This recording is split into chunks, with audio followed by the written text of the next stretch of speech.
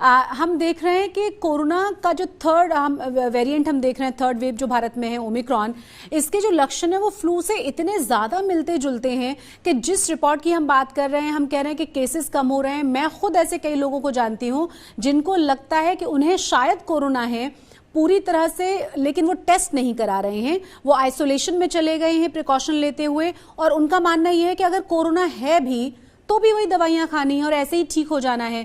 तो ये भी एक वजह हो सकती है कि जो केसेस हैं वो हमें कम नजर आ रहे हैं।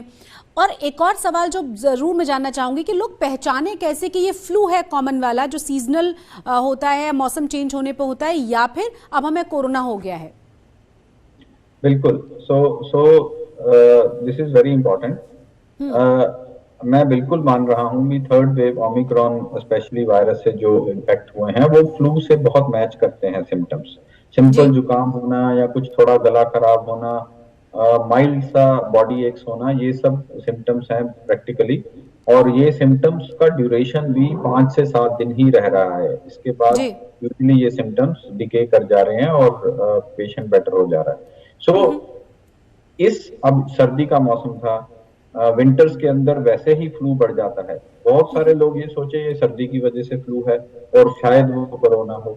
बहुत सारे लोगों को ये लगा भी हम किसी पॉजिटिव इंडिविजुअल के कांटेक्ट में थे तो हो सकता है हमें कोरोना है, बट सिम्टम्स बहुत सिवियर नहीं है, तो वो टेस्ट नहीं करा रहे। आई एग्री, वो एक बड़ा रीजन है। हमें एक्चुअल मैग्नीट्यूड नहीं पता चल रहा सोसाइटी के अंदर कितना इन्फेक्शन फैला है, कितना हुआ है। But keeping that aside, let's talk and let's figure out the positive aspect. Positive aspect इसका क्या है? पॉजिटिव एस्पेक्ट इसका ये है कि जिस लोग को भी ये फ्लू लाइक सिम्टम हुए और वो मान लेते हैं कोरोना पॉजिटिव है, तो एक तरह से क्या हुआ, वो बहुत माइल्ड सिम्टम्स के रहते वो पेशेंट के अंदर एंटीबॉडी कोरोना के चले गए जी।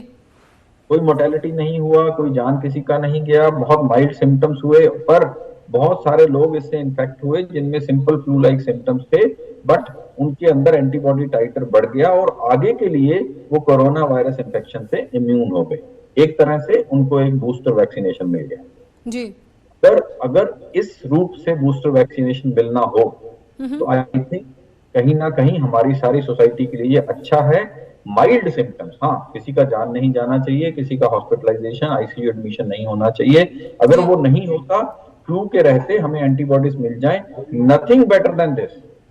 सो in a way it has happened in a good way to our society भी हम इस कारण से ही इस हर्ड इम्यूनिटी को बढ़ाते जा रहे हैं और उसके कारण ही अब इस जोन में शायद एंटर करेंगे जहां कोरोना का जो उसका इफेक्ट है, उसका इम्पैक्ट है सोसाइटी के अंदर, वो कम होता जाएगा।